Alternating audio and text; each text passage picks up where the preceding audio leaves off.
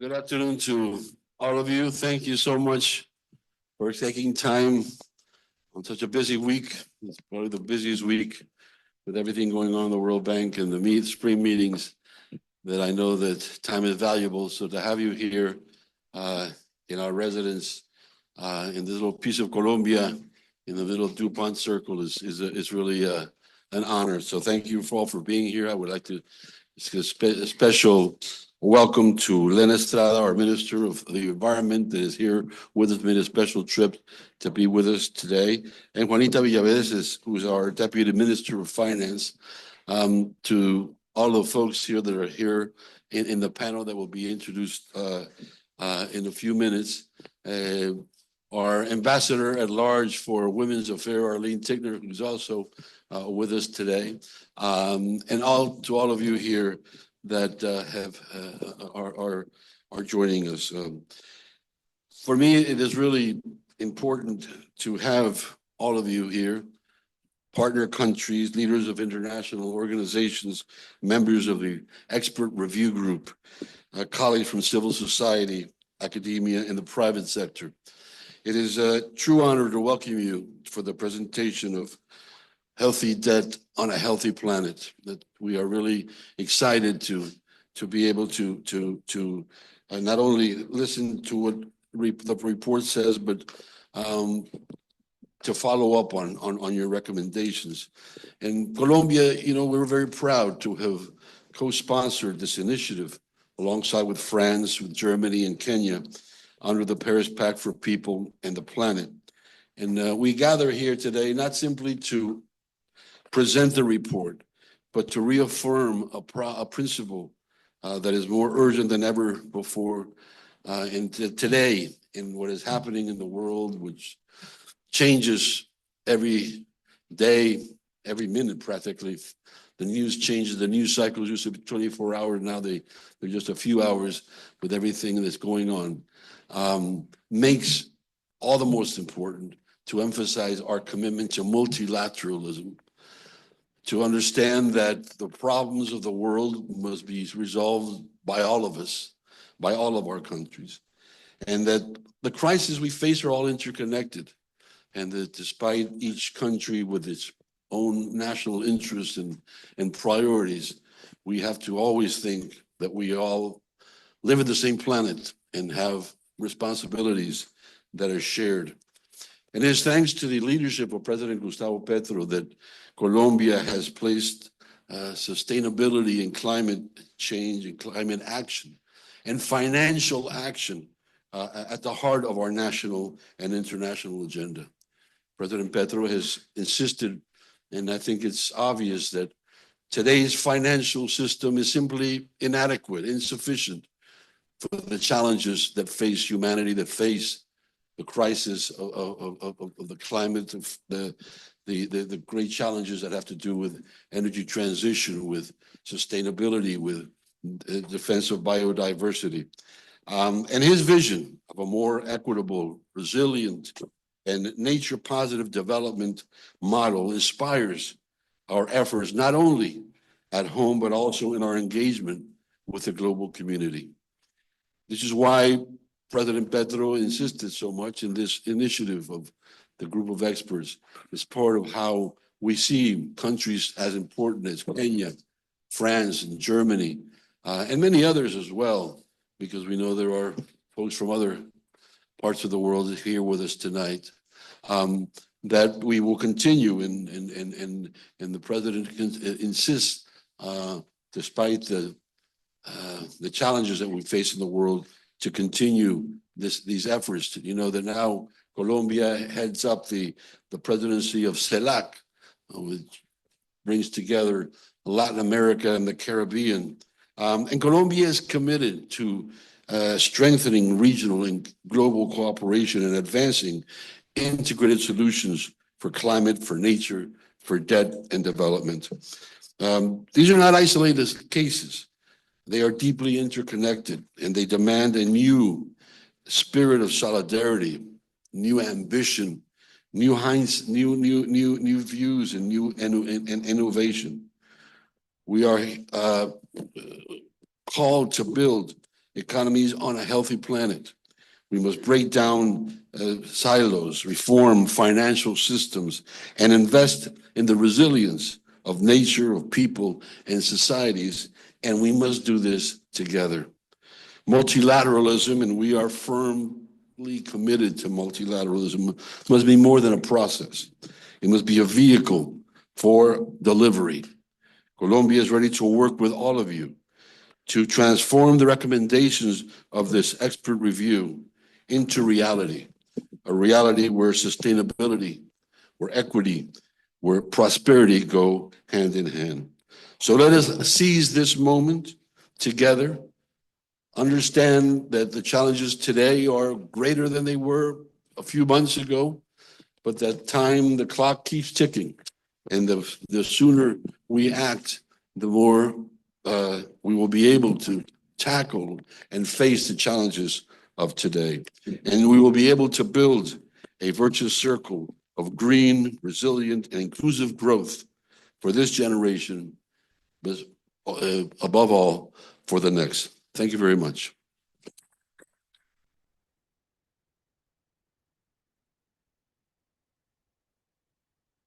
Many thanks, Ambassador. Thank you for your gracious hospitality in this beautiful residence. I mean, it's just like my living room.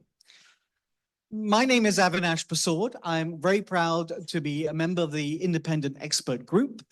We were expertly led by Moritz Kramer and Vera Songway. Any of you who've been on a commission with a bunch of economists will feel their pain.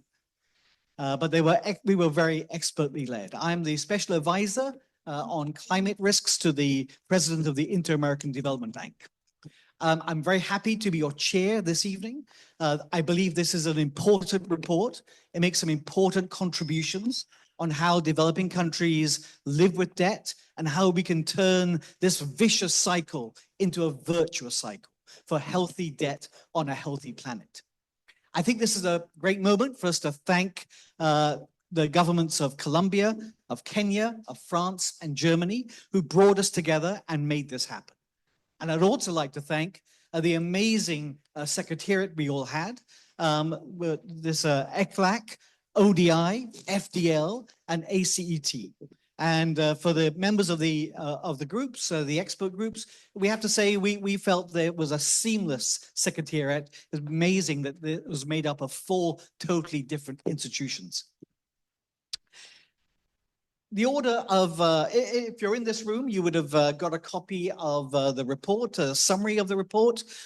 Please have a look at it. And if you want the full report, you can use the QR code on the slide. And those of you on the online, welcome. And you can also see that there. The order of play this afternoon is that we're going to start off with remarks by Vice Finance Minister Juanita Villaveses of Colombia, and then Lena Estrada, who is the Minister of Environment and Sustainable Development. Then we'll have the presentation of the report by the 2 co-chairs, Moritz, Vera and Moritz, and this will be followed by a response from Yusuf Hussein, Deputy to the Special Climate Envoy of Kenya. And then we're going to have some responses from our other sponsoring governments, Niles Anin, State Secretary in the Ministry of Economic Cooperation and Development in Germany, Shanti Bobin, Deputy Assistant Secretary for Multilateral Affairs in the French Treasury. And then we're going to have a response from Luca Bandiera, who is in the Macro and Debt Unit of the World Bank. And at that point, we'll move to a general discussion and a Q&A with the audience in the room. Around 6:20-ish, we will have some closing remarks. We're very happy to have Chrisouli Zacharopoulou here, Ambassador of the Paris Pact for People and the Planet. And then we're going to clear the room for the reception, which will also be here. And please note that our speakers, some of them will be in Spanish as well as French. You should have some headset for the translation. From Spanish to English, that's channel 2, and from English to Spanish, channel 10. Those online also have this option. So let's begin. I'm delighted to introduce Colombia's Vice Minister for Finance to open today's discussion.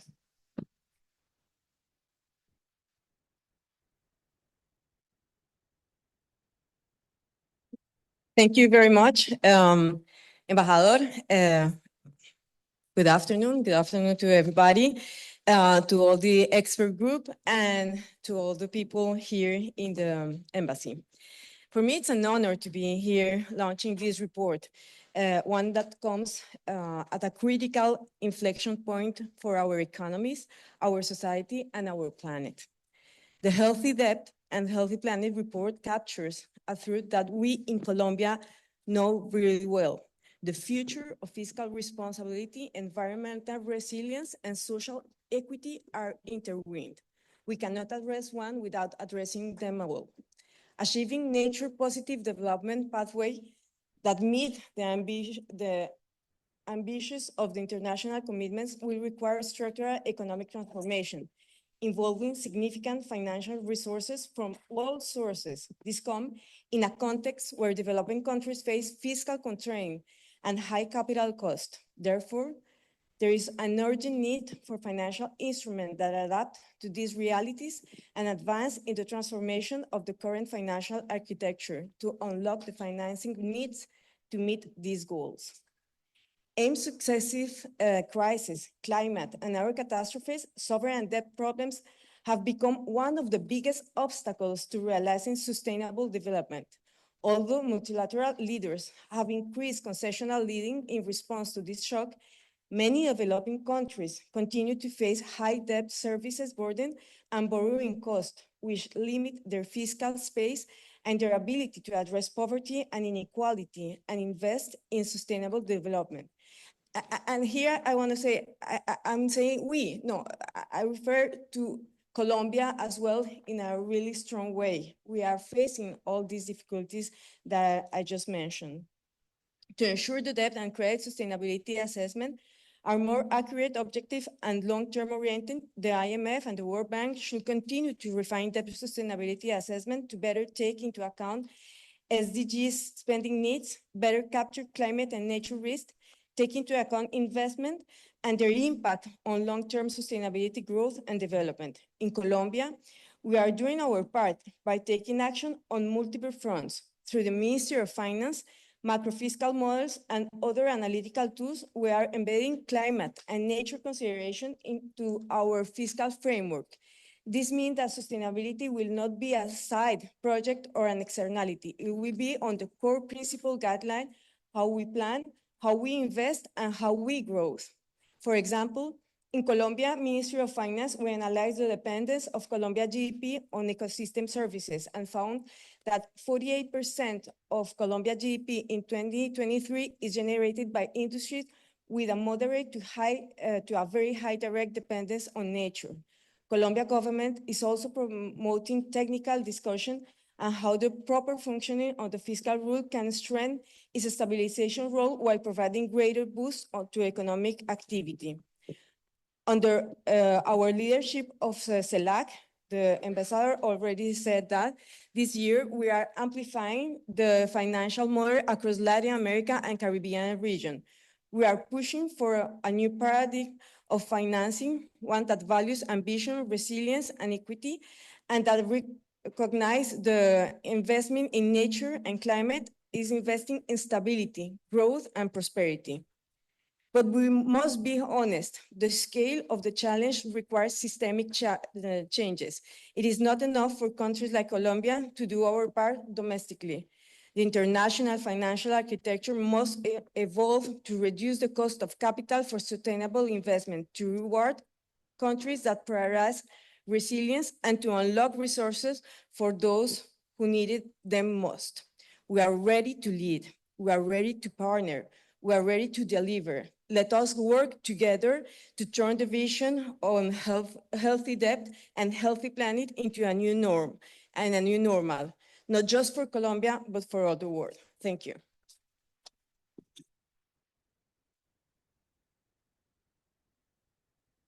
Thank you very much, Minister. I'd now like to ask Lina Estrada, Minister for the Environment and Sustainable Development of Colombia, to make her remarks.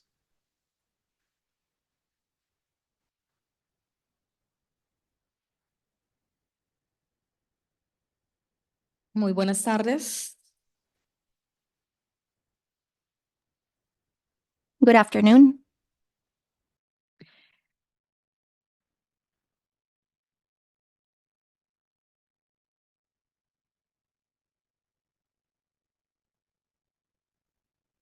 Un saludo muy especial al I want to give a embajador special García greeting Peña por to acogernos the en este Ambassador Garcia importante Peña for espacio. inviting us today Mi to this very agradecimiento important al space. profesor Avinash Persuat I want y a la to viceministra thank Marta Professor Juanita Avinash Villaveses Persuat por sus valiosos aportes. and Marta Villaveses Excelencias, and Juanita Villaveses for her amigos y contributions. amigas, es un Excellencies, verdadero friends, honor acompañarlos hoy for en me, este it's a great espacio honor tan to be relevante with para el you presente in y this el very futuro de relevant nuestras space for the economías, present and the future nuestras of our democracias y economies, nuestros our ecosistemas. democracy, and our Agradezco al ecosystems. equipo de la revisión de I want to expertos help sobre deuda, naturaleza y the clima, y expert muy review on debt, especialmente nature, a and mis climate colegas team and my de los colleagues gobiernos de Francia, from the Alemania, governments of Kenia, por France, su liderazgo y Germany, and compromiso Kenya for their y leadership and their visión para commitment construir and un their mejor vision futuro. to build a better future. Desde Colombia, con convicción y compromiso, esta From iniciativa Colombia,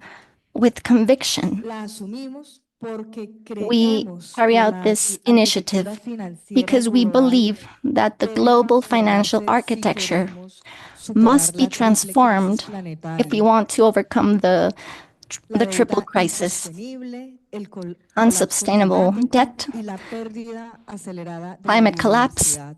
and the loss of Las biodiversity. reglas que hoy rigen la deuda soberana no reflejan The la rules riqueza that natural de los govern sovereign países debt que do más not contribuyen reflect en atender the la crisis wealth of climática, countries ni tampoco los that need riesgos to ambientales focus reales.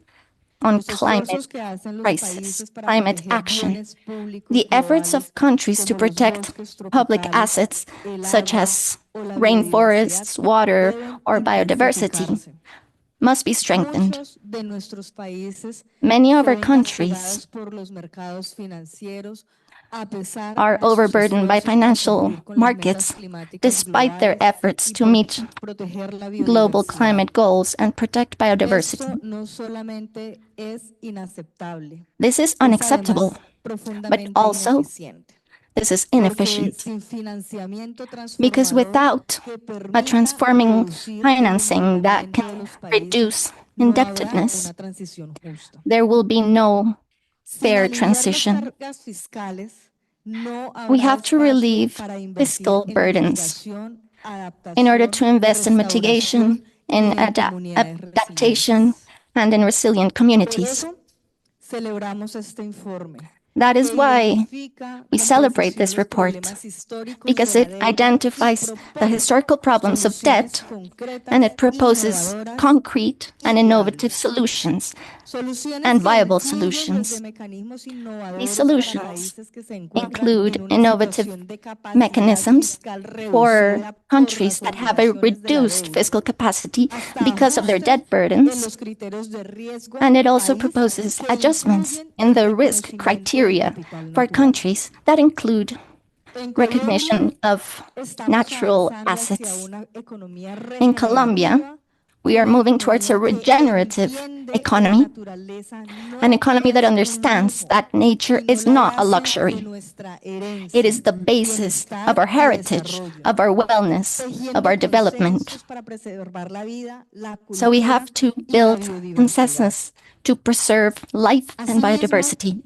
hemos promovido acciones para poner fin, We have promoted actions to put an end, hemos promovido acciones para poner en marcha reformas para integrar to criterios carry out ambientales en el reforms sistema and financiero incorporate criteria nacional into the e financial internacional. systems in En the ese sentido, international and estamos national scale. identificando mecanismos We have innovadores de identified financiamiento que innovative mechanisms reconozcan for el financing papel de quienes that han acknowledge the protegido role y preservado of nuestros those who bosques y have activos protected and naturales, preserved our que natural resaltan el assets papel y and la our forests, representatividad de nuestros that pueblos will indígenas, highlight afrodescendientes, the raizales, role of our indigenous alenqueros y peoples, rum, grupos étnicos que a lo largo y ancho de Ethnic nuestro groups territorio están throughout our y que territory brindan un are, soporte a los present, servicios and they ecosistémicos provide fundamentales a defendiendo la critical vida support y la to humanidad. ecosystem services, defending Es el life and momento de humanity. dar el siguiente paso, So today de crear is the time to una take the next verdadera step. ruta transformadora We need to entre create a Cali y transforming Medellín route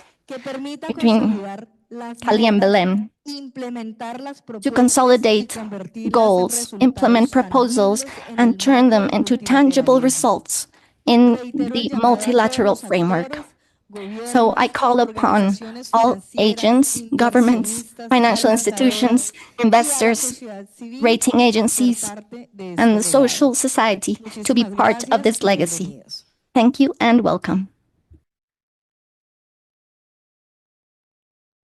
Thank you, Minister.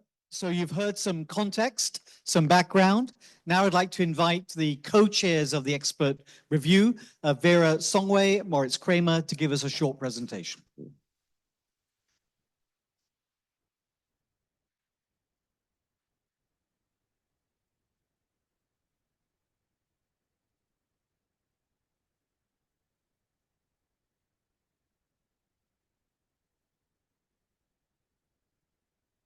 Good afternoon. And let me start by thanking, first of all, Your Excellency, the Ambassador, for welcoming us to this beautiful palace. I'm not sure that it competes with your living room, Avinash, but thank you so much.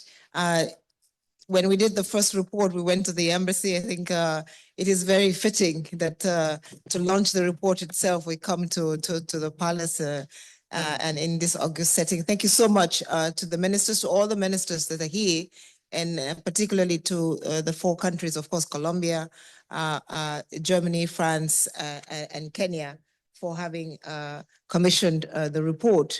The report was, the review was established by, as I have just said, by Kenya, Colombia, France, and Germany. It was originally announced, one will wonder, why this constellation, but because it was originally announced at the Paris Summit for a new global financing pact in June 2023 and launched at COP28 in November 2023. So we actually got started fully a year ago, and we did the first report because we wanted to sort of begin quickly to feed into the review, the IMF's review of the DSA, and I must say that we were very graciously accepted, or at least conceded, and the IMF was willing and ready to work with the team as we were looking at this report and see how it fed into their review, and hopefully that with this final report, a lot more from it can get into that. The Secretariat to work on the reform was drawn from across the globe because, yes, it is about debt and it is about climate, but when we start unpacking it, it actually represents the world. And as the minister said, each one of us has, whether it's we're coming to the table with nature, whether we're coming to the table with climate, whether we're coming to the table with growth and or financing. So it is a partnership to write the report. So we had from the Latin America region, the United Nations Economic Commission for Latin America and the Caribbean, Santiago and Montevideo.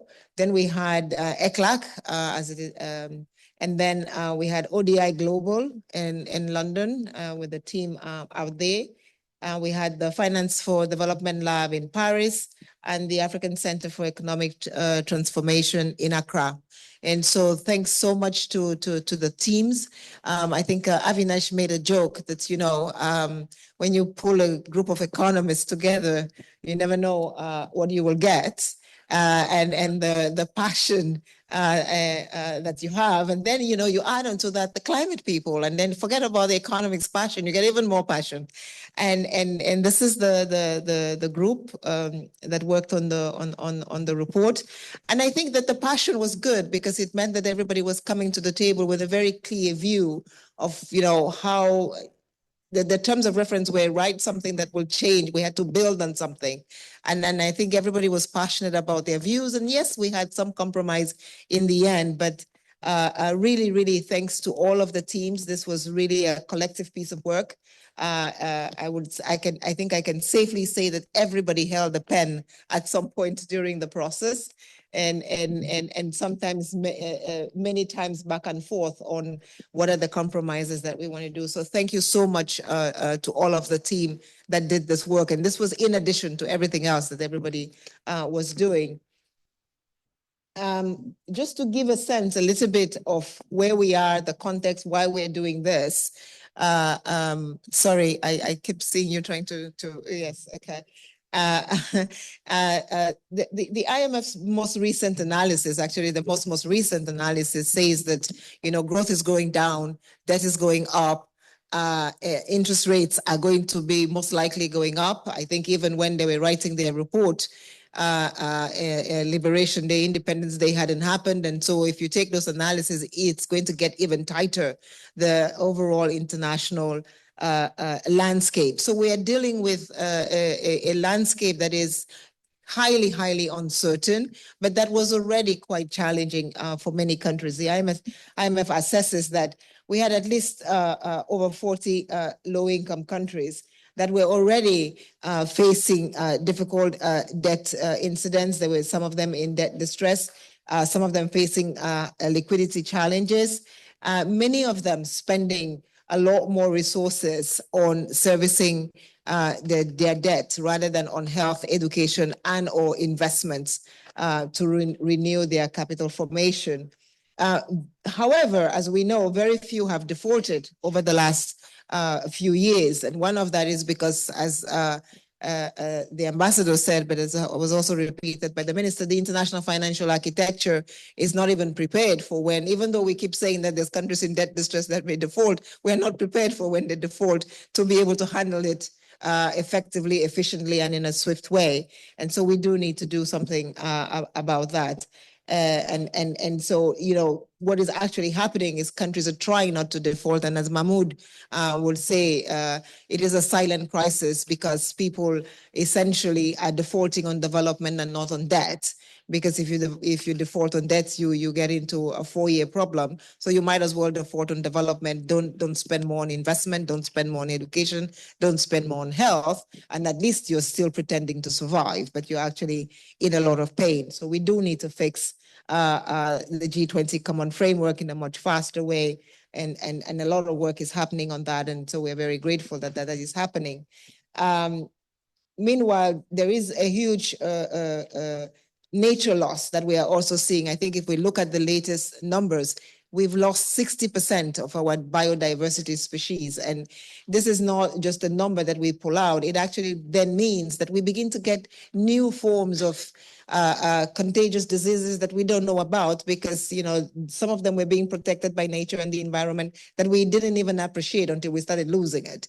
And so essentially we're getting into new challenges and facing new challenges because we have not protected our biodiversity enough. Climate risks are rising increasingly. A survey by the World Economic Forum showed that as you can see here, and I'm sure many people have seen that business and political leaders ranked their top 10 global risks, and 7 of them in some way or the other were around climate change and environmental degradation. So a lot has been going on that needs change.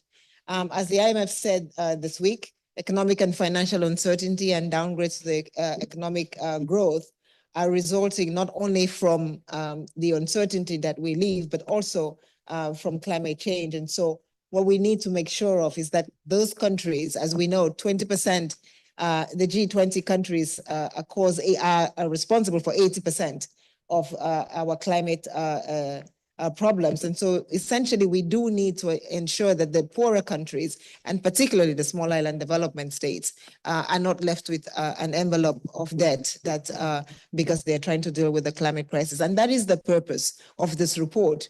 And as we get into the report, I think we decided to call it Healthy Debt on a Healthy Planet, because we actually believe that, you know, there is healthy debt and then there is unhealthy debt. And so we don't want to chastise debt per se. We do think that debt is good, but it has to be healthy. And in addition to that, we have to use it in a way that is sustainable for the planet. Hence, healthy debt for a healthy planet. In our interim report, we talked about how we go from the vicious circle, and we explained a little bit how you go from the vicious circle to the virtuous circle. It is possible to both make sure that you can contract debt, spend it well, and grow, get growth. I think that in this day and age, what we are all trying to get is growth. If you get growth, you get jobs. If you get jobs, you get prosperity. And you can do all of these things while protecting the planet. It's not an either or. It is actually, if we take better care of our environment as we grow better, we grow faster, and we grow in a more sustainable way. So high cost of debt today is reducing fiscal space for investment in growth, climate resilience, and nature conservation. The lack of intervention of investment reduces our growth prospects, increases risk, and so borrowing costs rise. And so you have this sort of a vicious circle where you go from a climate event to a tightening of your fiscal space, to a credit rating downgrade, and so to a high cost of debt, and then you fall back into a cycle where you don't have fiscal space to invest, and so you don't invest in resilience. And we know that investment in resilience delivers much faster growth, delivers much more sustained growth, and investment in resilience today is much, much cheaper than investment in resilience in 4 years. And so the longer we postpone better and more investment in resilience, the more expensive it's going to get already in an environment where we don't have enough resources. So a low carbon path of low carbon, climate resilient, nature positive growth is possible, is feasible, and it's even more important today when we don't have the resources to spend in an inefficient way. And so this is really the case that the report is trying to make. So the recommendations of the report, our final report's recommendations are designed to support the countries get onto the virtuous path that we just talked about. There are 5 overarching recommendations. We devote each chapter of the report to one of them.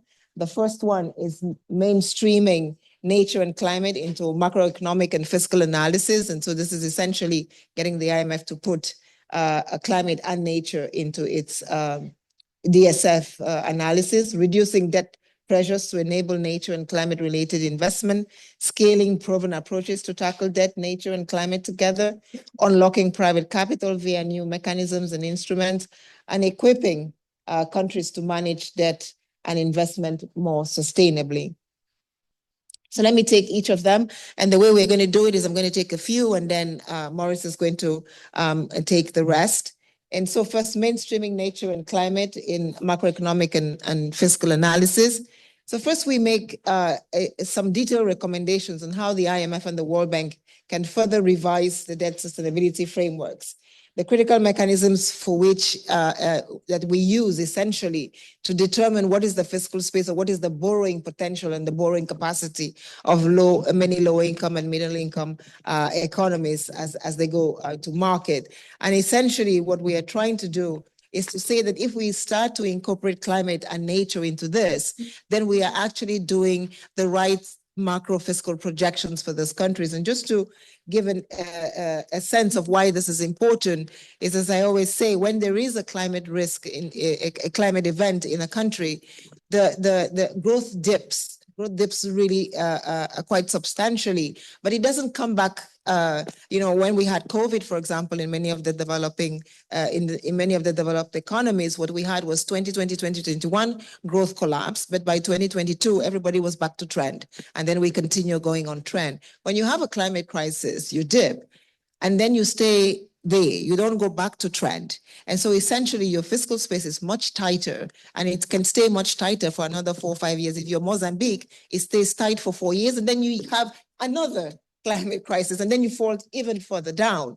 And the DSA is still assuming that you've fallen and come back and fallen and come back, but your fiscal space is getting tighter and tighter. So you don't have the resources for investment. You don't have even the resources to provide the kind of safety net that will allow you to continue to fund your basic expenditures. And so including climate and nature risk, and it works both ways. If you have a positive climate event, good agricultural harvest, we should also take that into account account and for how long it's going to work. So it's not always a negative. Of course, there is the argument that if you do this, then, maybe what happens is you have a much more negative story and it will penalize the credit rating agencies. But there is also the upside. Those cocoa producing countries today are seeing a huge increases in cocoa output and prices. So it can work both ways if you have a good climate event as well. But the important thing is to actually be able to compute that. And we have models now that we're hoping that we can use to actually do that and do that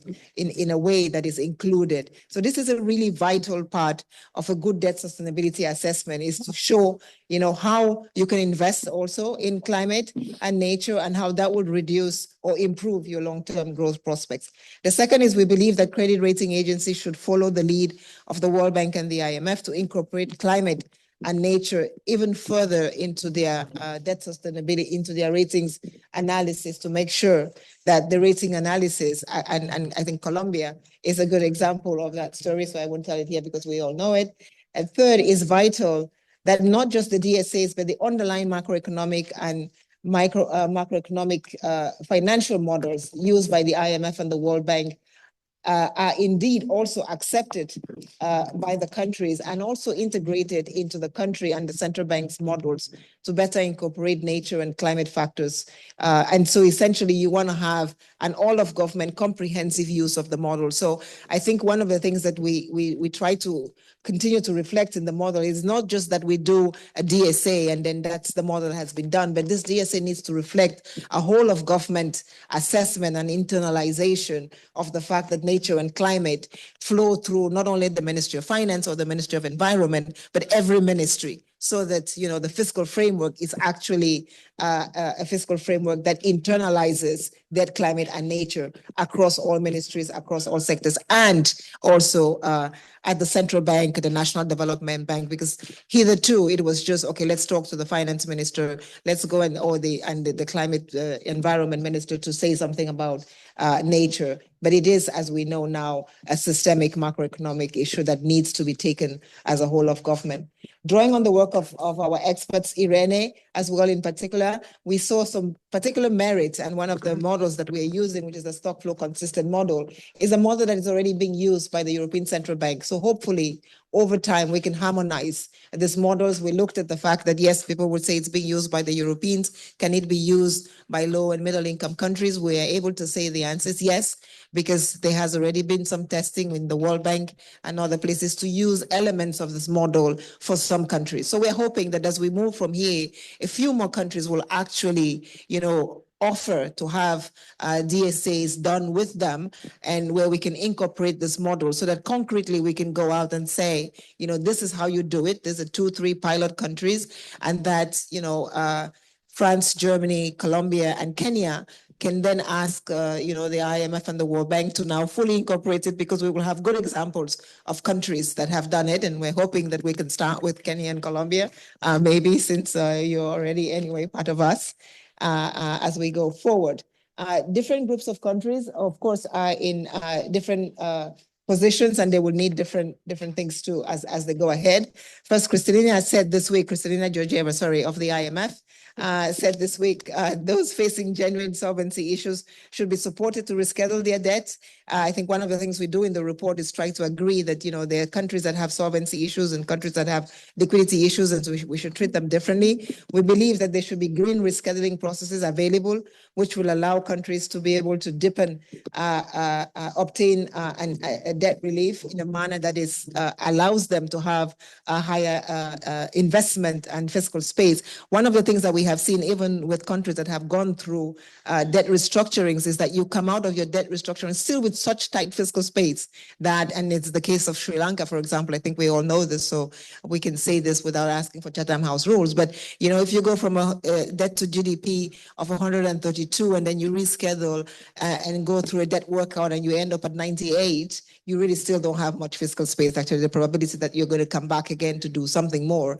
is much higher. If you do something maybe a la Barbados, where you go from 128% debt to GDP to 70, 60 something, then you have really created fiscal space to be able to sort of grow. And so what we are asking is that you actually do something that is consistent and gives you the space after you have gone through that process. Anyway, this second suggestion that we have is for countries facing liquidity issues with high debt service obligations, but which are not facing a debt crisis. We believe that, you know, this class are ready to go back to the markets and that they should be able to be supported to get some debt refinancing initiatives made available to them so that they do not totally lose market access, but that they can go back, get some market access, but that also hopefully cheaper financing costs. And they, again, the MDBs are very important because they can come in and provide the assurance to the market that these countries do have a positive growth path, but what they need is a bridge to growth, and that bridge should come from both the public and the private sector. This would release fiscal space, of course, for them to be able to do both new investments in climate and nature. And one of the important recommendations of the report is really that it's not enough to just say do investments in climate and nature, but we are asking that some work be done to actually describe what does it mean a resilient investment? What does it mean a resilient road? What does it mean a resilient school? What does it mean to have resilient waste management? If we can have an inventory of that, so when countries do their budgets, they can actually have a sense of, if I'm going to build a road tomorrow, then how do I make it resilient, and what does that need to, how can we do that? So essentially providing that kind of technical capacity to countries and an inventory of things that could be done so that we can also monitor that that is what is happening is something that we are asking to be done. And finally, implementation of these recommendations at the country level should be informed by nature and climate smart DSAs, by the countries, and of course by their NDCs, national adaptation plans, and their national biodiversity strategies. So that's essentially, you know, the first part of what we want to do from a macro perspective, and then how it would flow down. And now I'm going to pass over the floor to Moritz to come and do the next set of slides. Thank you, Vera.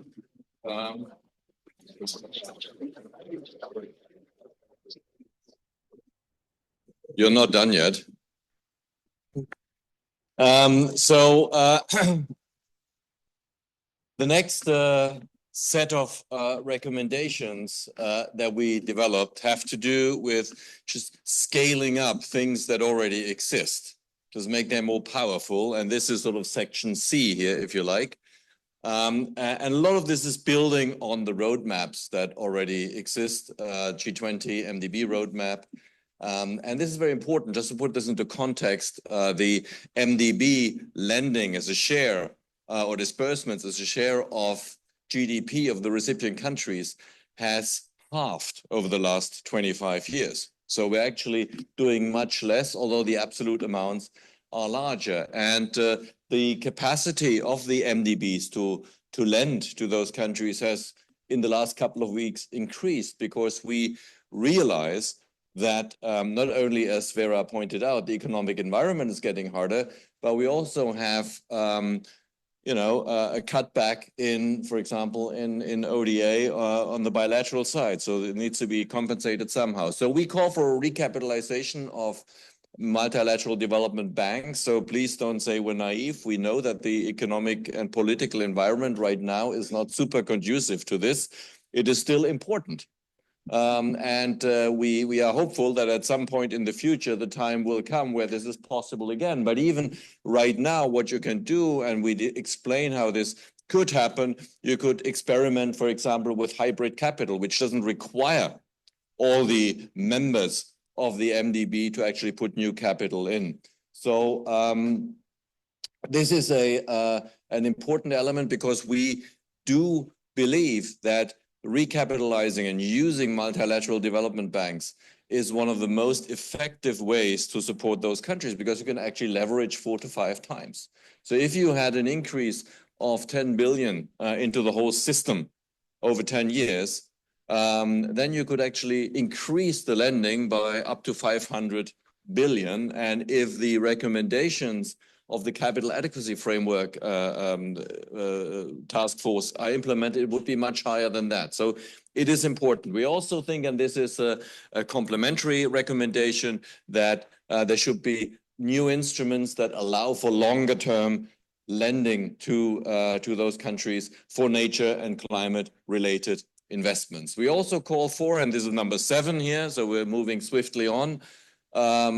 We do think that contingency clauses, which have existed and which have been experimented with, should be used more thoroughly. And this could be, when a shock hits, climate shock, nature shock, whatever it is, that there should be mechanisms that allow the country's debt obligations to become more flexible to avoid a sovereign default, which serves no one. A default is the worst outcome for the country, for the debtor country and the creditor alike. So one possible avenue would be that we have clauses with maturity extension, where the debtor can once during the lifetime of the loan extend for 2 years whenever an event happens that requires this, or you could have interest rate capitalization. It's a little bit like DSSI.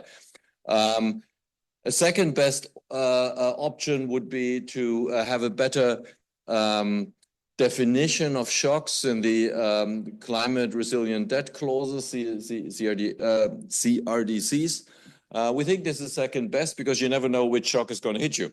Now, if you have defined something for a storm, but then it's a drought that hits you, you're not going to be helped very much. So we think this flexibility, contingency clauses are important. Debt for nature swaps, debt for climate swaps, there have been experiences with that. We described them in the report.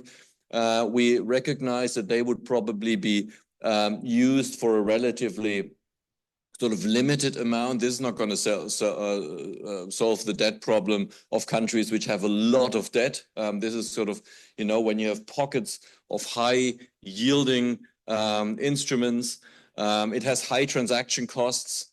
It's very bespoke. So each deal is somewhat different. And that makes it hard to manage. And that's why we call for more standardization to allow the application of these instruments to be more easily deployed. And the same is true for sustainability-linked bonds or other financing mechanisms. There have been actually very encouraging pilots of this type of instrument. But again, it's complex. We believe that if we have a standardized structure, this could get much more leverage and could be applied in a much wider number of cases than currently. So this is all stuff that exists and we think we can build on and we can leverage and make better use of those instruments. Now, the next section comes with instruments that don't exist. So how can we mobilize additional resources? And we have 2 concrete recommendations here. One is the Finance Facility Against Climate Change. F2C2 is the fancy abbreviation.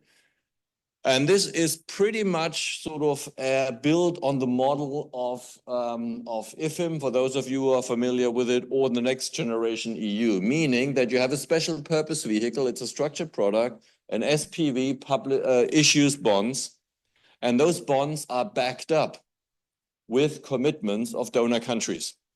The advantage of this is you can spread the cost of the upfront investments over a much larger period of time, because especially for mitigation, you have a lot of costs now, but the period under of repayment is actually is very long. So what you can do here, and front loading matters, because especially on emissions reduction, you will need early reduction, which is much more valuable than if you do it in 2050, for example, because we know the greenhouse gases are going to remain in the atmosphere for decades, if not centuries. So this is an instrument that builds on tried and tested models.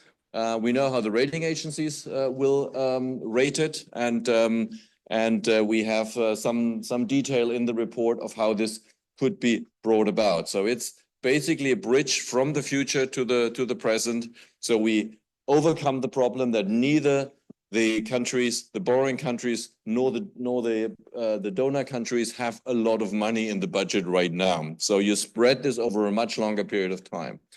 The second is is number 10. This is more like equity-like instrument, so it's a profit sharing. So what you should imagine here, I explained this with an example. So this is for resilience infrastructure. For example, a seawall, very difficult and expensive to build, but probably the damage, if you don't have it, this resilience infrastructure, is going to be much higher than the cost of investment. So how do we do this? So one way would be just to give a loan, but you know, it's a risk that, you know, it may happen or it may not happen. It's binary. So what we do here in this recommendation is to say we have a private entity, or it could be a development finance institution that builds the seawall, and it has sort of an equity-like stake in it. And what happens? The country which is benefiting from this infrastructure is hit by a storm, by a surge or something, and there is no flooding because you built the seawall. Now you save a lot of money on reconstruction and rebuilding. And instead of having to pay all of this, a part of the saved money is actually being paid then to the institution that organized and built the seawall. So it's a risk sharing, profit sharing element. And it could be interesting also to sell it on to in the capital markets.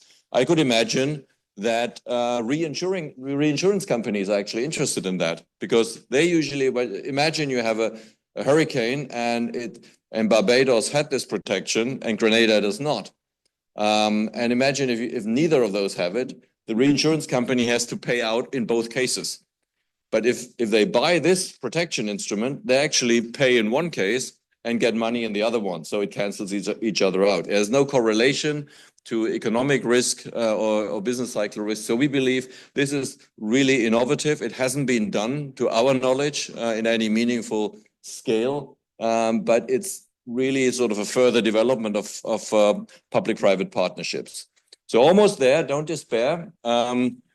So this is the whole plumbing. I think since some of your faces tell me that you're thinking about drinks later on, so I'd be happy to discuss this in greater detail over a cocktail, how this plumbing would work, both for F2C2 as well as for the equity-like instrument. So they're not totally trivial, but they're doable. So let's go to the final set of recommendations that we come up with. And all of this is fine, but we still need an enabling environment.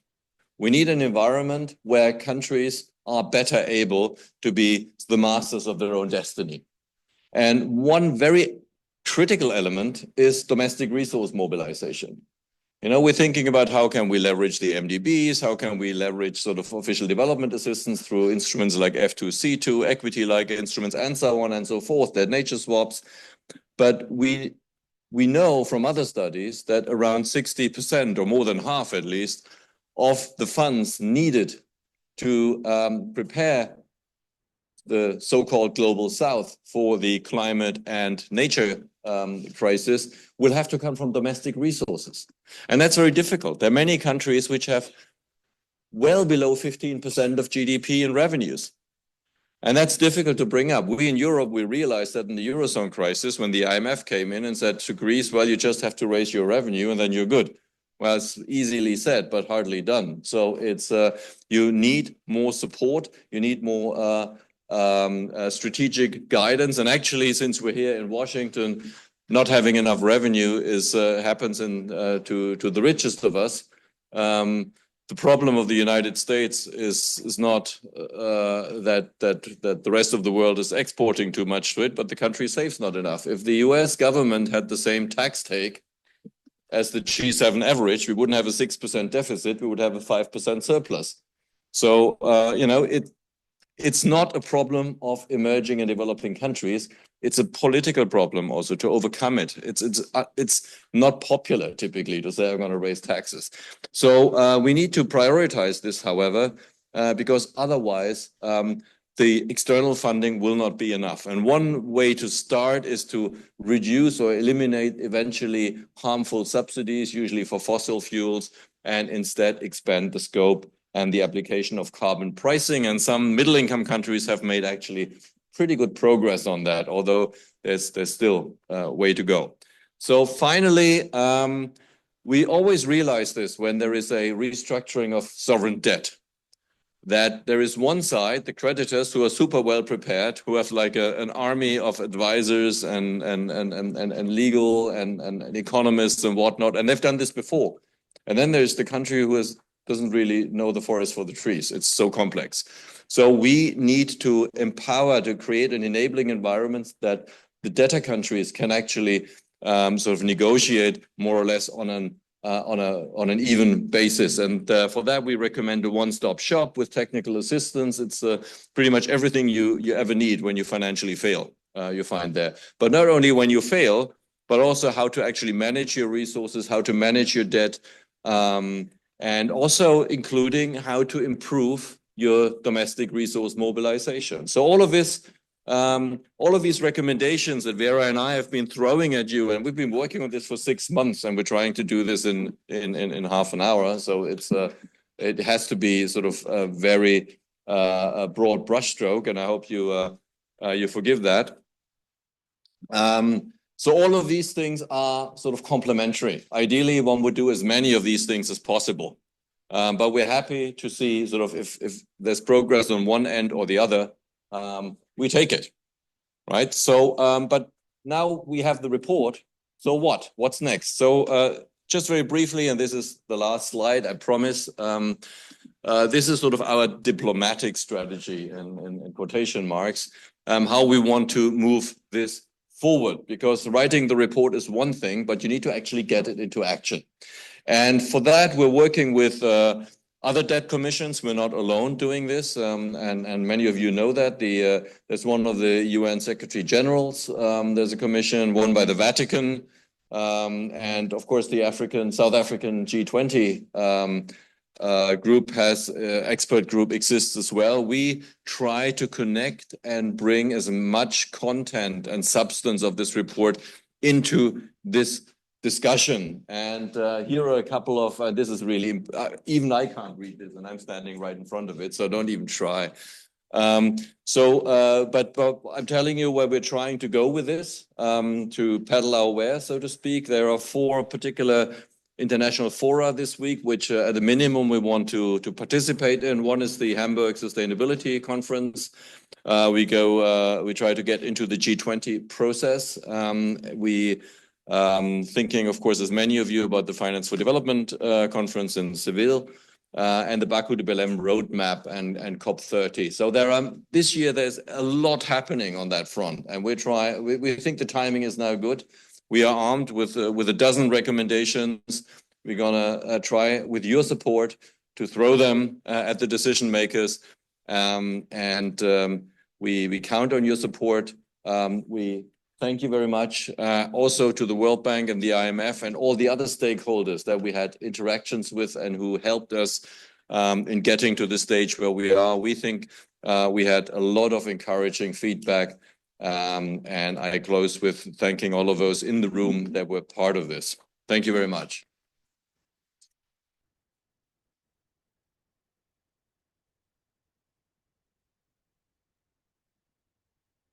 Thank you very much, Morris and Vera. And let me repeat what I said earlier, and thank you for your great leadership.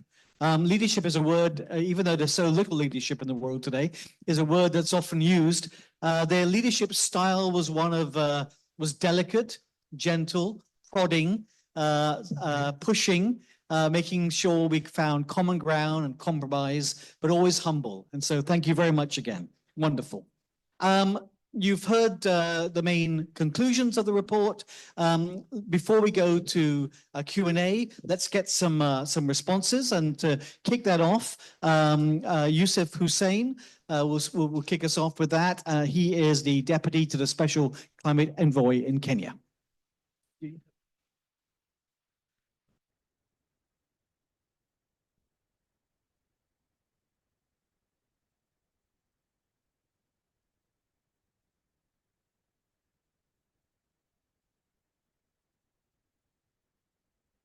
Good evening.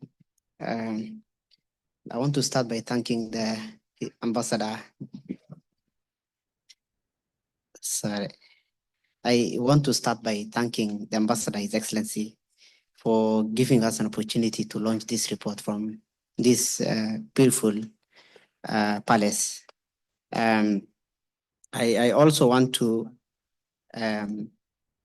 offer an apology on behalf of Ambassador Ali Muhammad, who unfortunately, because of other pre-planned activities, could not make to DC this year. I am honored to deliver these remarks on behalf of His Excellency Ambassador Ali Muhammad and Kenya. I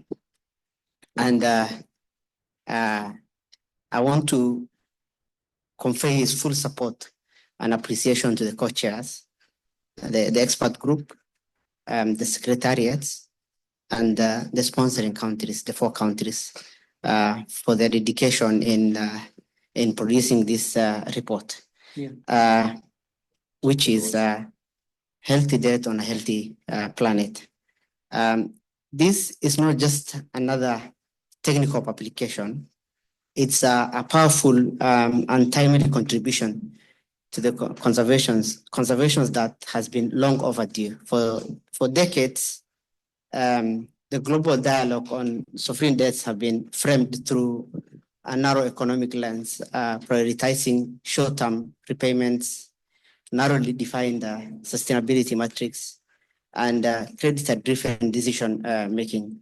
The result have been a global financial system that often overlooks the lived reality of developing countries, where fiscal space is not a luxury, but a matter of survival, where a single cyclone or drought can erase years of progress, and where nature is both a source of life and a source of risk.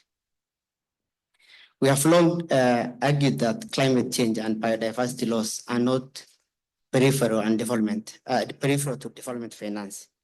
They are central, and that debt, climate, and nature form a systematic loop, one that can spiral into vulnerability or be transformed into resilience.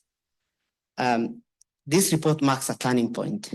It shifts the narrative away from fragmented technical responses towards a coherent, integrated agenda, one that recognizes that debt sustainability must go hand in hand with climate resilience and ecological integrity. From a Kenyan perspective, this report makes three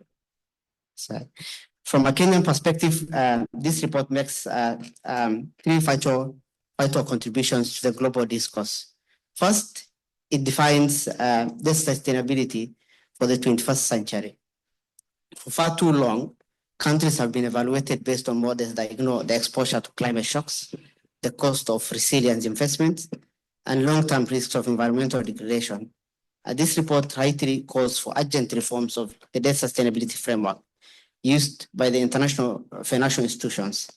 It proposes the inclusion of climate and nature risk, and it outlines practical tools to make this possible, including resilience scenarios that help countries plan for and invest in a long-term stability. This is a major breakthrough, and it is one that gives countries a better chance of accessing the support we need, not when it's too late, but before we fall into crisis. The second aspect is it presents actionable tools that can be scaled.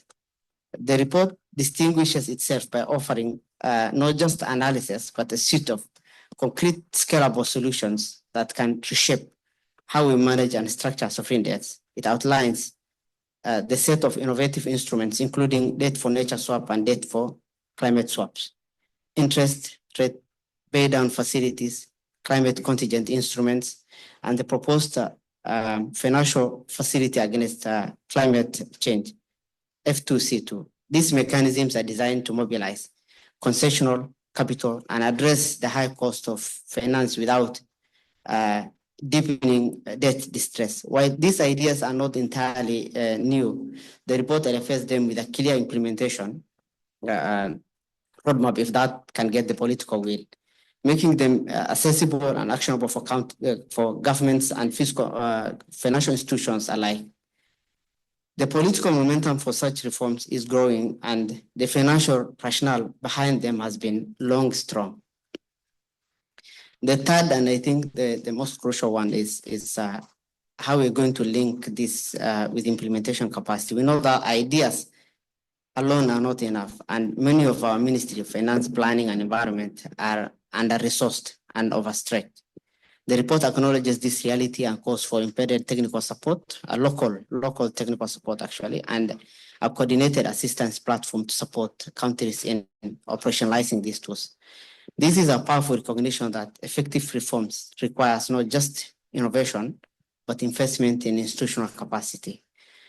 Excellencies, as Kenya, we are proud to have contributed to this independent review report, not only as a participant, but an advocate for a more just and resilient global financial systems. This report represents the culmination of the work the expert group have been doing together with the countries for the last 1.5 or 2 years, to which Kenya has been deeply committed from the onset. Beyond this initiative, our engagement spans multiple reform tracks, including our leadership in other similar initiatives, and also leadership Kenya has been offering in the space for the last 1 or 2 years. We also recognize that some important issues remain for future dialogue that we could not also cover in the report, particularly the question of the SDR governance, which we thought were beyond the scope of the term of reference, but still remains central to how liquidity is allocated and who has voice in global financial decisions. We hope these conversations will continue as we approach the IMF governance reform discussion and the fourth financing for development. And let me conclude by saying that this report gives us a platform not just to reflect, but to act. It gives us the analytical framing, the political rationale, and the technical tools we need to rewire our global financial systems in service of people on the planet. Let's not waste the opportunity, and let's move collectively with urgency and with the resolve from a future cycle to a virtuous one of sustainable finance, resilience, development, and environmental stewardship. Thank you.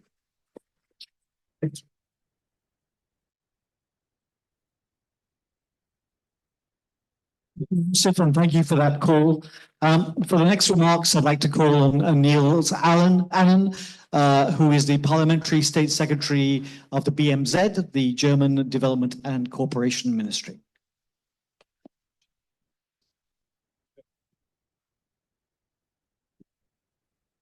Well, thank you all very much. And I apologize, it was quite difficult to get here in time, which I clearly did not make. But Excellencies, ladies and gentlemen, I'm very glad to be here. And I think if I may start with that more general remark, these are very special spring meetings indeed for both the World Bank and the IMF. And I think it's important that we are here, that we are coming together in Washington and to demonstrate unity on the goals that the international community has set to tackle global challenges and also to express our solidarity with one another. Right now, the international community stands at a pivotal moment, and we are witnessing enduring wars and conflict, geopolitical fragmentation, increased economic uncertainty, and I think that's an understatement, and a real risk, and that's, I think, what's bringing us together here, that we are missing the Sustainable Development Goals and opting out of international law, opting out of globalization, opting out of shared responsibility for the international community, I believe should not be an option. As international community, we need to opt in to foster peace and security, call for more cooperation and solidarity, fight poverty, boost shared prosperity, and protect climate and nature, and to make sure that we stick to and actually find sustainable development goals. And Germany remains committed to that goals. Some of you who are following what is happening in my country probably know that we are in a transition period. We will have a new government very soon. We have a tradition of writing everything down in a very detailed way. So there's a coalition agreement, and you can look up, I think, the most important commitments of the incoming government, also reflecting the points that I mentioned. But we are here to address one particular challenge, and that is the pressure on public budgets. And I do think that we see that there is a persistingly high level of public debt. And that is true both for developing and for developed countries. And of course, public debt can be a booster, a kickstarter for development. Germany just made a major reform in amending our debt rule, which was very strict. And I'm maybe afraid to say that it remains strict, but we gained some more flexibility. So public debt can be a force of development. It allows investment, necessary investment that pay off later, but it once also become unsustainable if it can lead countries into a vicious circle. And I think the World Bank's Debt Report 2024 is very clear on that. Developing countries spent a record $1.4 trillion to service their foreign debt. Their interest costs climbing to a 22-year high in 2023. And there is a risk to the Sustainable Development Goals. What we need is not less, but more and sustainable investment in development and climate and biodiversity and nature. And our job as an international community is to move from concerns to action. So, and that is why Germany joined the call to sponsor the expert review on debt, nature, and climate.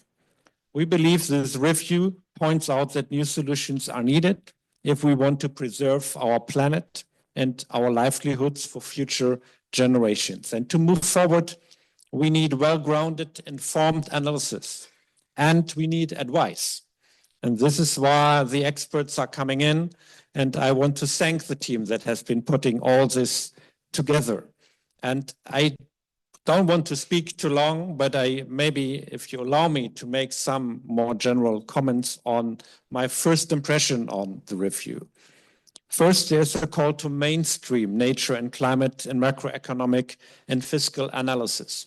And I think that's a very important call. I have no doubt that we need to give nature and climate a key role when it comes to analytical frameworks. And that should also be discussed here right now at the spring meetings of both the World Bank and the International Monetary Fund. Second, I agree that debt pressure ought to be reduced and the debt crisis to be prevented. We have seen sustainable progress over the past years, especially with the G20 Common Framework and debt treatments, but we also know that the process has been rather slow. And there's a lot of debt coming to mature in the next years.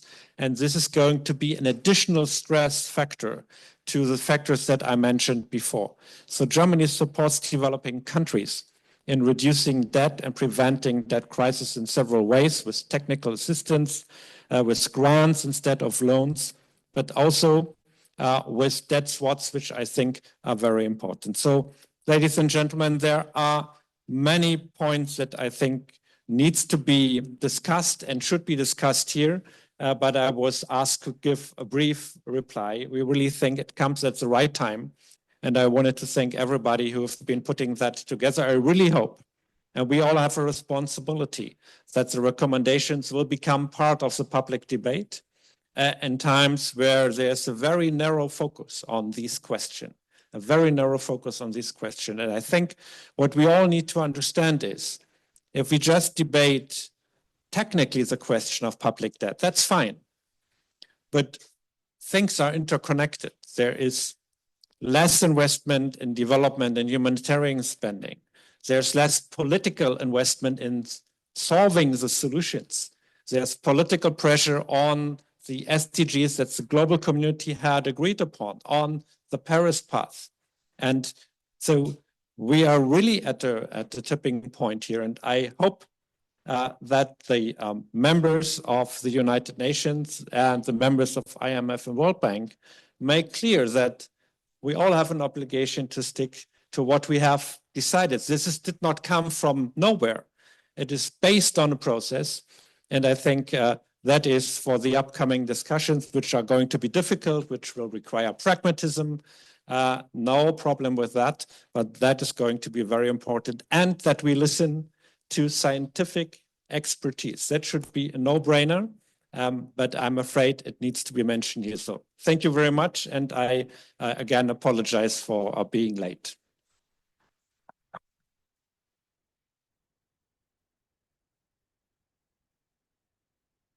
Thank you very much, State Secretary. I now call upon Chanty Bobin, the Deputy Assistant Secretary of the French Treasury.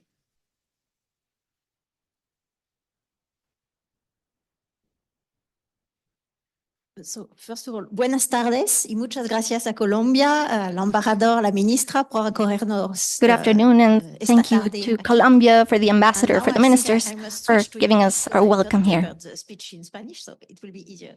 So first, I would like to say that I would like to echo what the German colleague said. I think it's very important to insist on the fact that 4 governments were are still very supportive of this process. You have Colombia, Germany, Kenya, and France.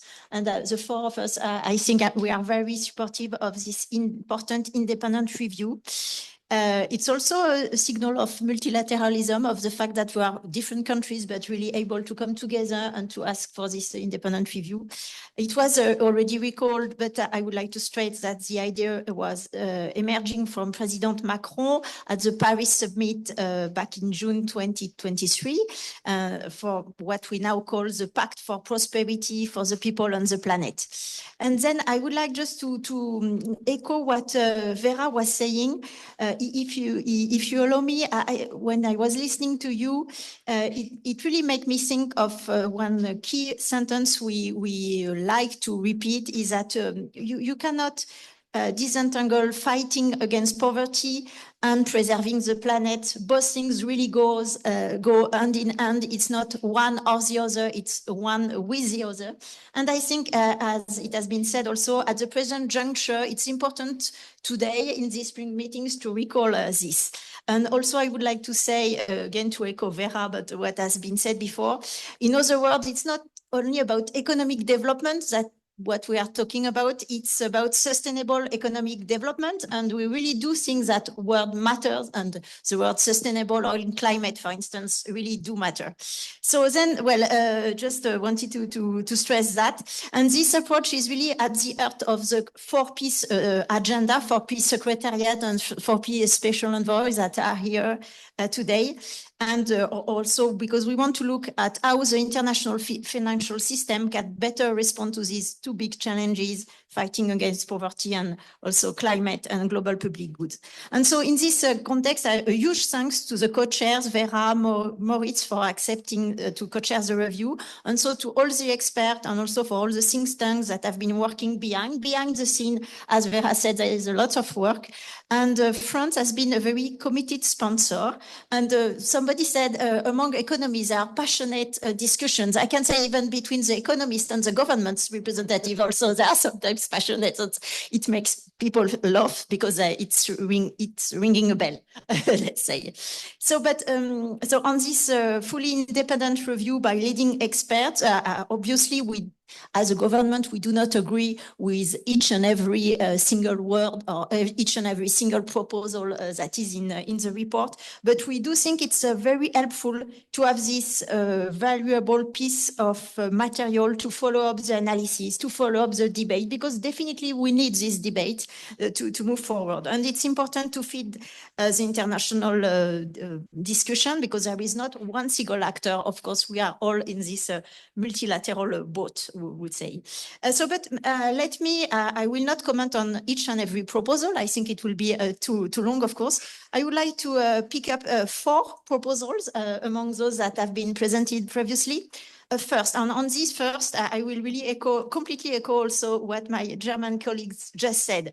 First, mainstreaming climate and nature considerations in the models, the macroeconomic models, and also in the IMF and World Bank DSS, and also improve the modeling in this space. This is very crucial. It's like the basis, the point one. I think it was your first proposal. I really would like to insist on that.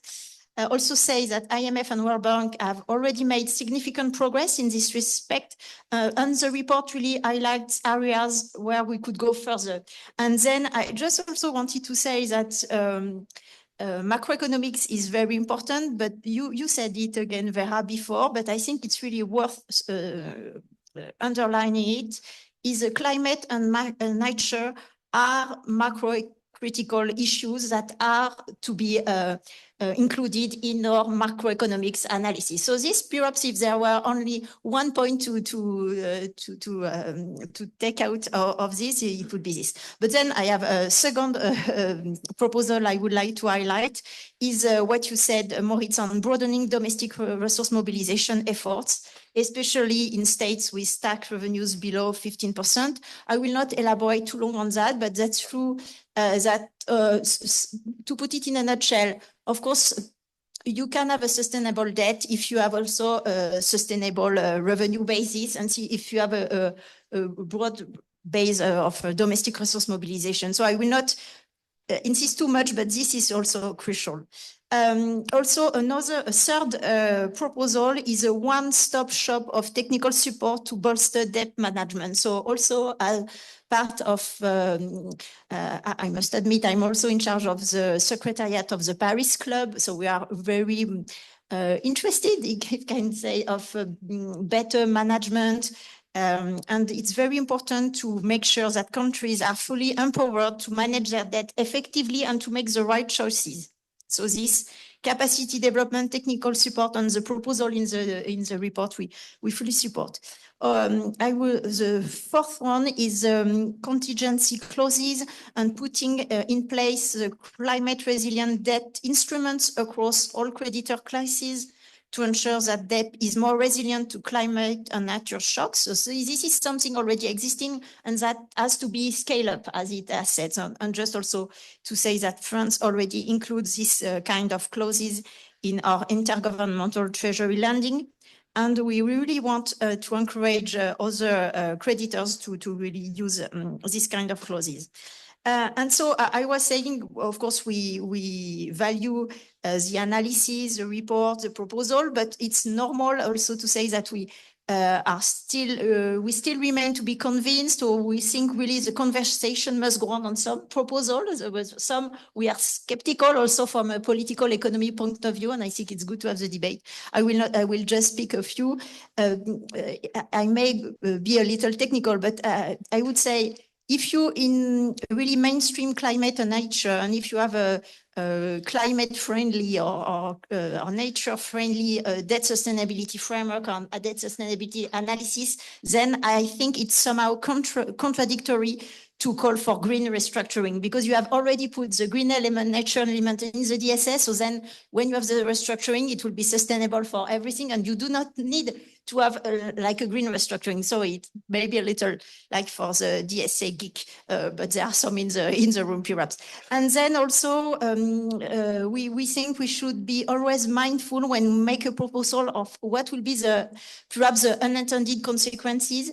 In some cases, we say, well, the matter for debt, of course, there is a public debt, but we want also private bondholders or private investors to buy your debt. So we should look at each and every proposal. What are the consequences? We should not have unintended consequences, and really prevent to have a proposal that will crowd out private investor, whereas what we want is to crowd in private investors. But so this on technical point, we have to follow on the discussion.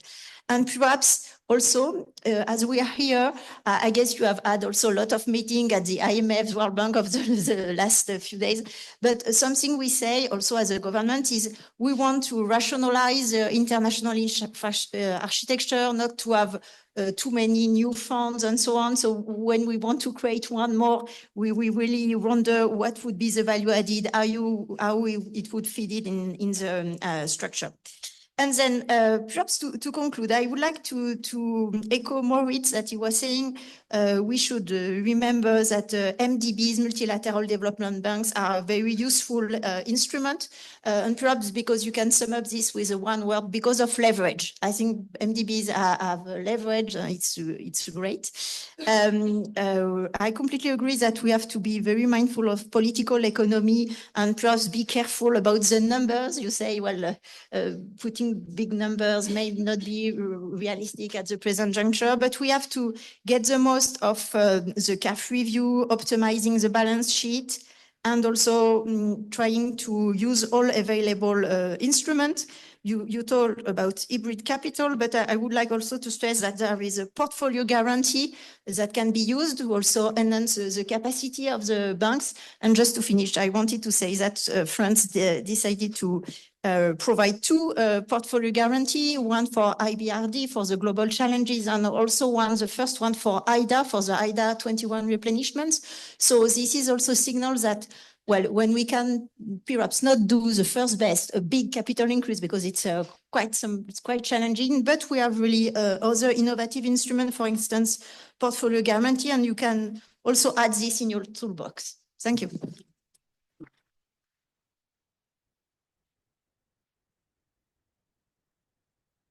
Thank you very much, Shanti. Our final response is from Luca Bandiera of the World Bank's Debt and Macro and Debt Unit. And before Luca speaks, I just want to say thank you to Luca and to the World Bank for all of the great support they gave to the independent expert group. Thank you.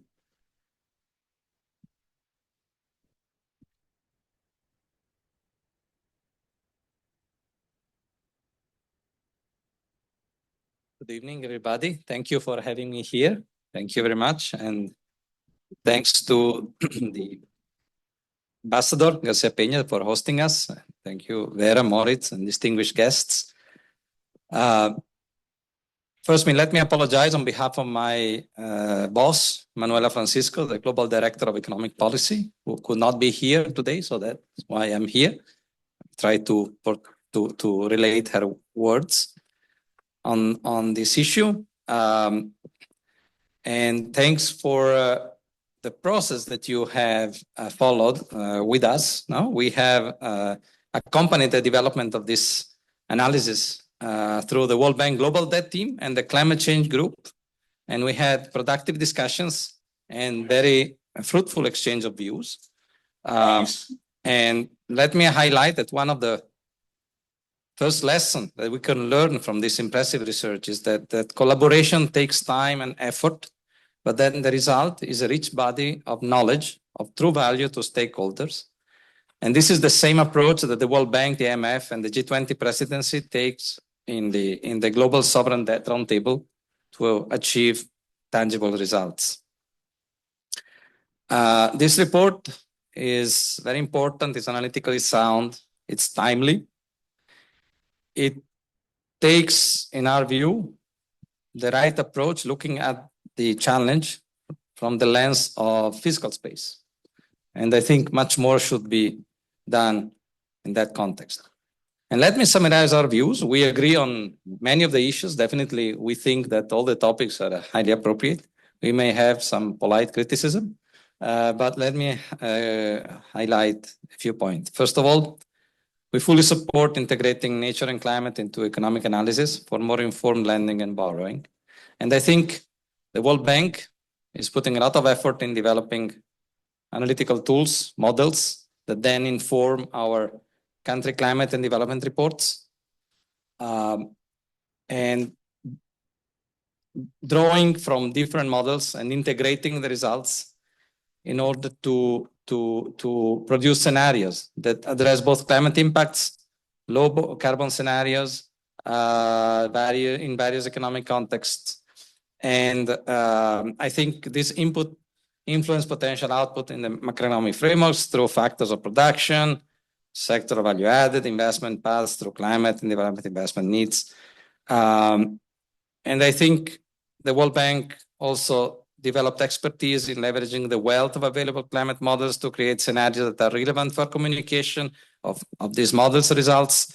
And beyond climate change, The World Bank is also incorporating certain ecosystem services like forestry, pollination, flood reduction into its macroeconomic modeling, and it plans to expand this analysis as the underlying data sources are further developed.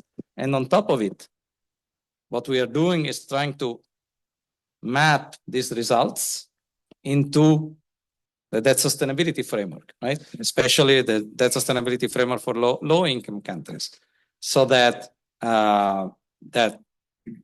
as you may be aware, we are doing a review of this framework together with the IMF, so that the next framework will be fully consistent, right?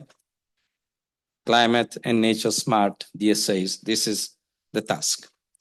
The second point I would like to make is that we fully support the greening debt refinancing.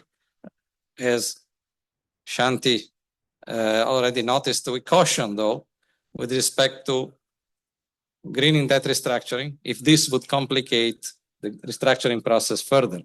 And I fully agree with what the previous speaker said, because debt restructuring are challenging and takes time. And we are trying in the Global Sovereign Debt Roundtable to speed them up, make them more efficient. So introducing additional requirements may be challenging. I also want to notice that if the task is that one of arriving at climate and nature smart debt sustainability analysis, then the targets that these DSAs will indicate are those ones that are already consistent with resources necessary to address climate change and nature depletion in those countries.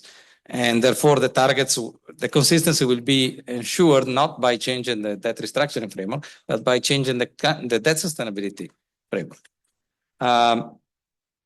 Another point that I would like to make is that we also endorse scaling innovative financing. The World Bank is doing that to attract private investors.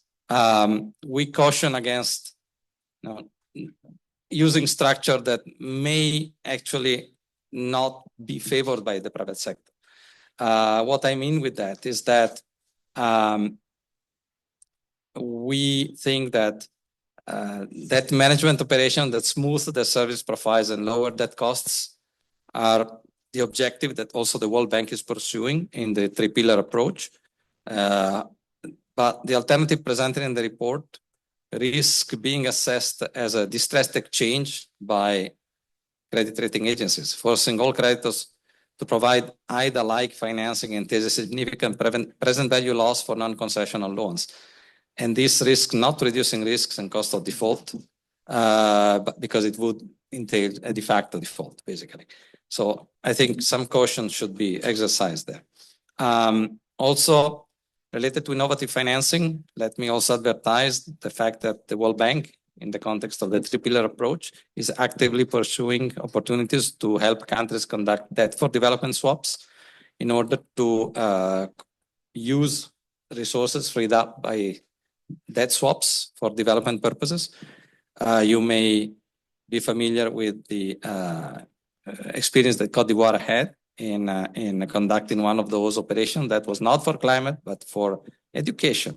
And in doing the swap, Côte d'Ivoire successfully freed up cash flow, about 320 million euros, to fund, and part of it has been used, or it will be used to fund education projects.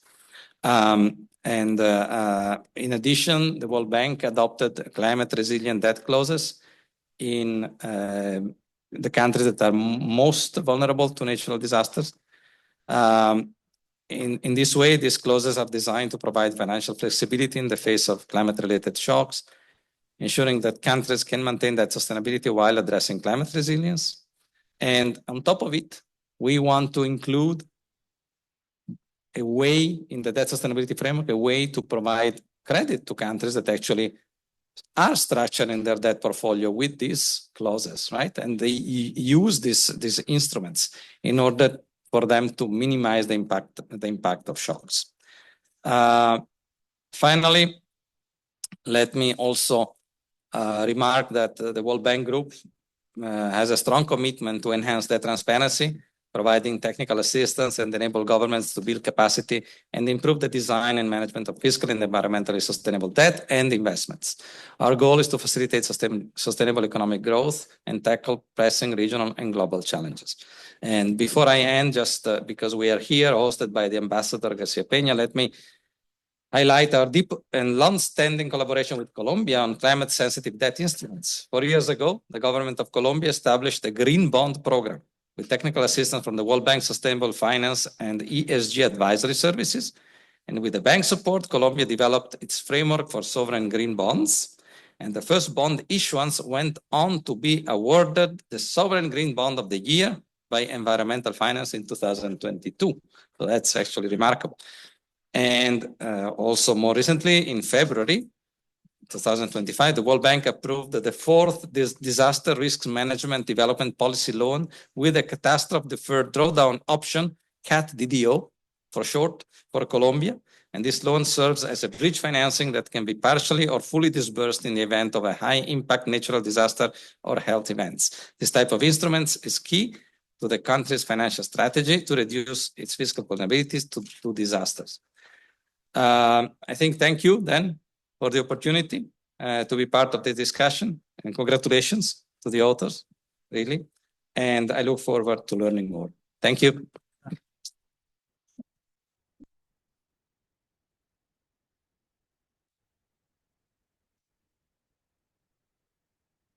Much, Luca. Now it's time for Q&A. We're going to pass around a roving mic and also probably take a few questions at a go and then get some responses. I see a first question there. So if you could state your name and any one-liner of introduction. Okay, I'm Dr. Irene Gonzalez. I am from the private sector, and my expertise is artificial intelligence and its applications in pretty much about everything. While I commend the effort in drafting and creating this report, one of the things that puzzles me is that this report focuses on the low and middle income countries, and it's assumed that the debt pressures are going to be connected within the climate and nature, and also the already known many approaches to reduce debt in order to be able to help those countries. But how about the countries, the poorest countries in the world that are not even in that category, which I will call the ultra low level income countries? And that worries me because they don't even have probably debt. And if they have it, they are never mentioned.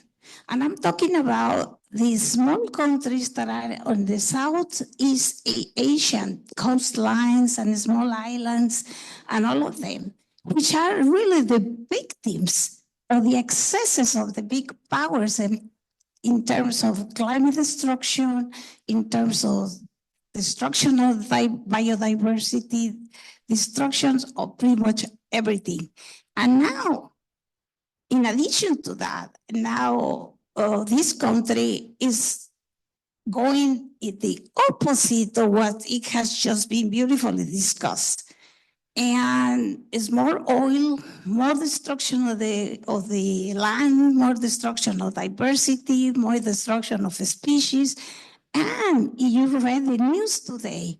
Now there is an executive order of mining vast tracts of the purified Pacific Ocean seabed, something that has been off the limits of the world, which means more destruction of the marine biodiversity, more destruction pretty much of everything, really fragile oceans.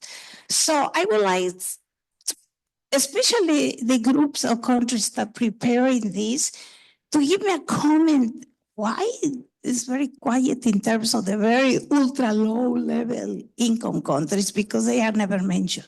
Okay, thank you very much. Can I have another question? Is it there, over there? Thanks. Thank you. My name is Lars Jensen. I'm a senior economist with UNDP. I have two short questions. The first one is that I was struck by that the report only mentions the 1.3 trillion climate finance target agreed on COP29. When many of the proposals in the report, they deal with how developing economies can access market-based financing on better terms with official sector support. But many climate vulnerable developing economies, they think that the first thing that should be done is that they should have more access to grants and highly concessional loans from the official sector. And I'm just wondering why this was not addressed more explicitly in the report. Maybe it's because it's naive to think we will ever come up with a workable, scalable model. My second question is that the report tends to assume that creditors, they will give more debt relief in return for strategic investments in debt and nature. But it also acknowledges that these investments, they work not on a short time horizon, but a long time horizon. So my question there is, do you see any evidence that private creditors, for instance, are willing to give any additional relief for environmental priorities or ambitions? I think, for instance, personally, if you look at the green debt market or the sustainable bonds markets, there's not a lot of evidence that investors are willing to give substantial relief for these priorities. So yeah, those were my two questions. Thanks. Great, thank you very much. It's actually worth pointing out the issues of scale. You know, the independent high-level expert group on climate, for which Vera and myself are members, emphasized how developing countries need about $2.4 trillion per year on climate action, and all the grants in the world, that's about 200 billion, so 1/12. That's one of the challenges we have. And so one of the conclusions of our report is that although we would like it to be otherwise, debt is something developing countries are going to be living with and are going to be using. So how do we make it better? So one other question, right at the back there.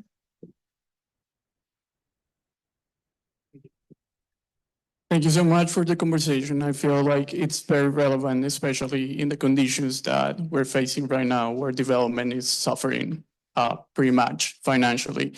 So my name is Nicholas. I'm part of the LATAM project, which is an initiative to connect innovation and entrepreneurship with impact investment. And I think that by now we should all agree that even when the response to global climate change should be global, the solution should be localized.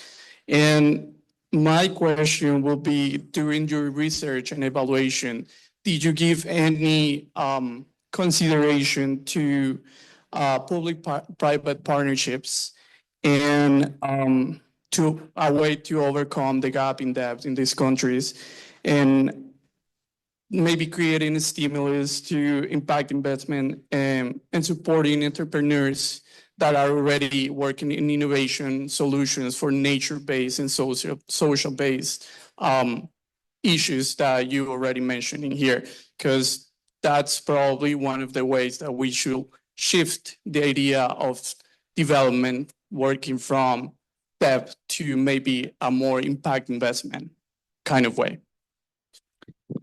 Sure. Of course, PPPs are not a way of taking expenditure away from governments. They're a way of capitalizing the income stream that's still coming from the government. So it's a way of perhaps delivering things, but not necessarily a way of reducing that cost for the government. Vera, would you like to take the first three questions?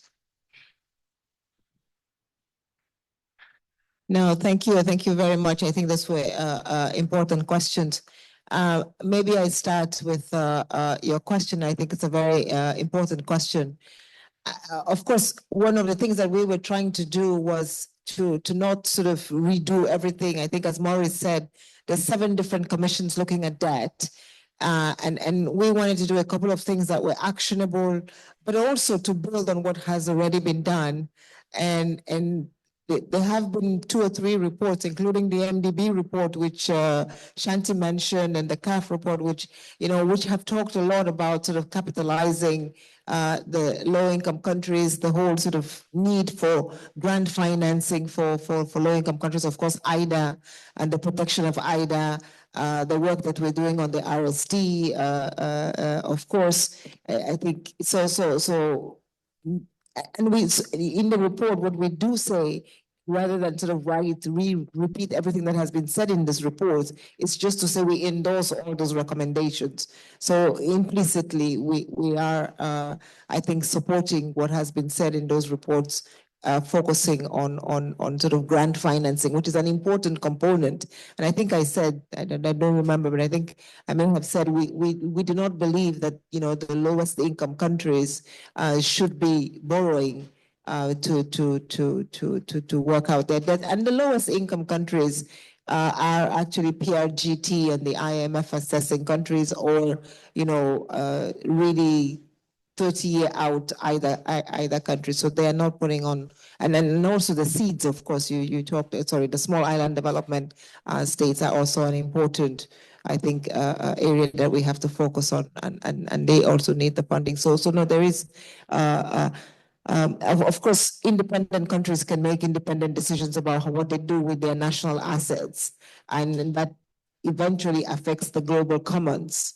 But at some point, some goods become national goods, and I think that there is not a way that the global commons can influence or what they do with it. I think on the question on is there evidence that the private sector is willing to extend more liquidity to sustainability-linked bonds? The answer is yes.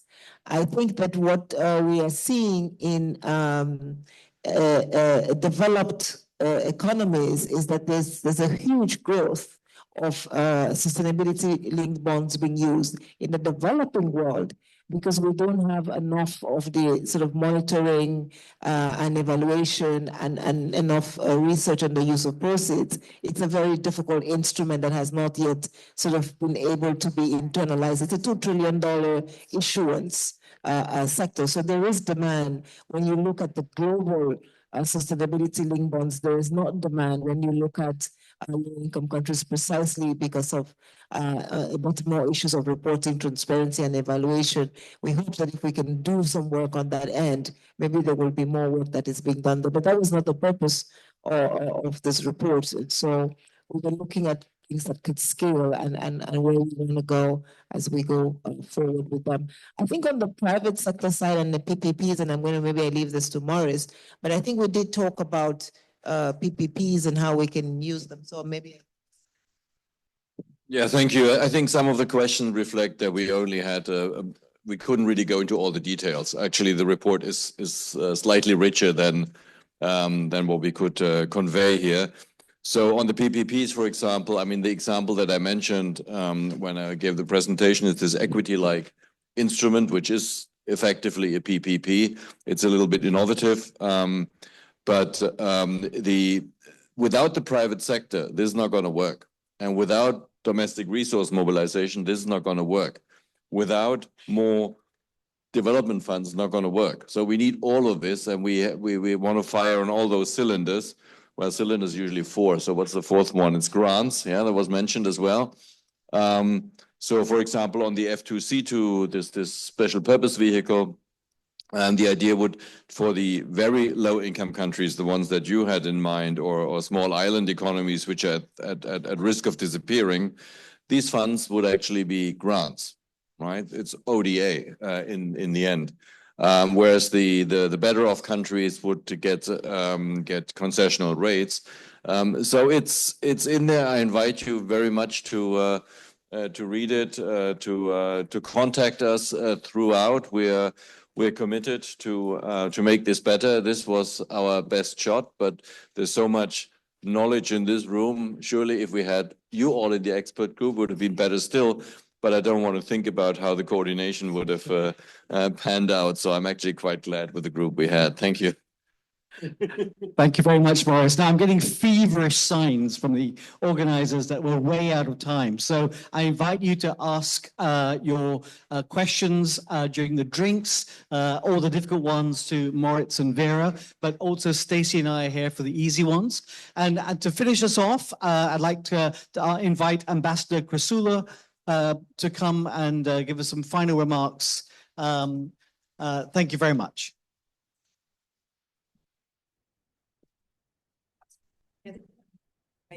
Hello, good afternoon.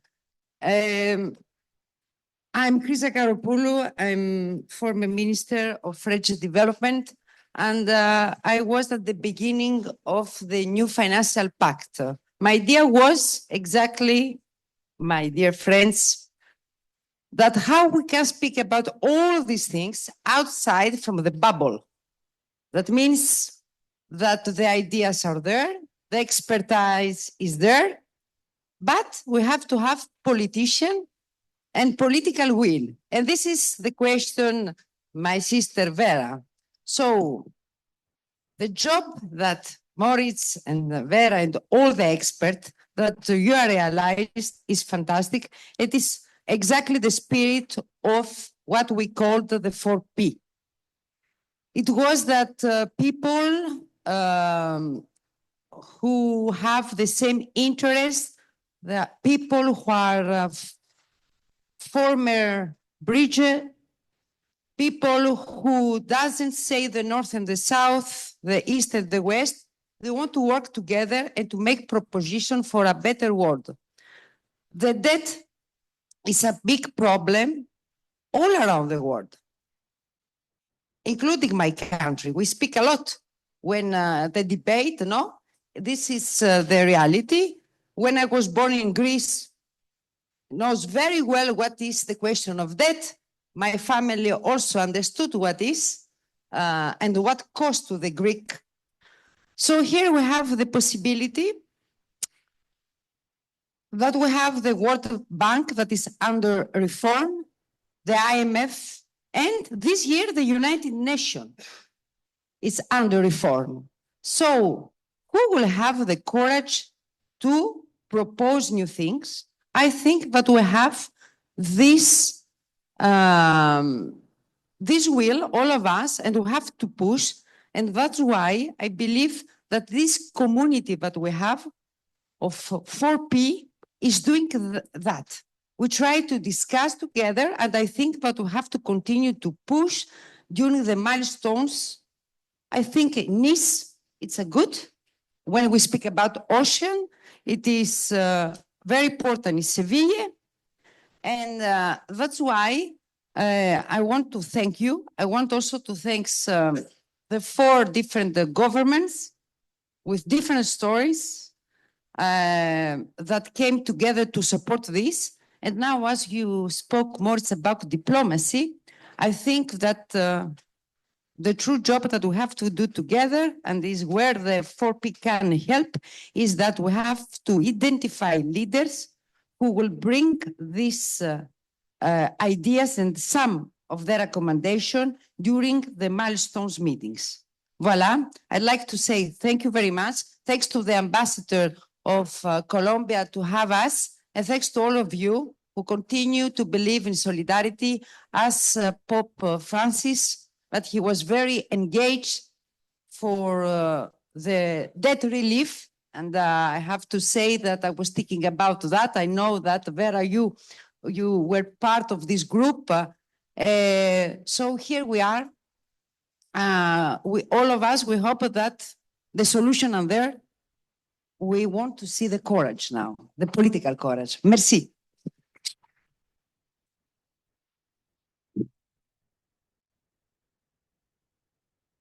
Thank you very much, Ambassador. Please thank all of our speakers this evening, and join us also for drinks. Thank you.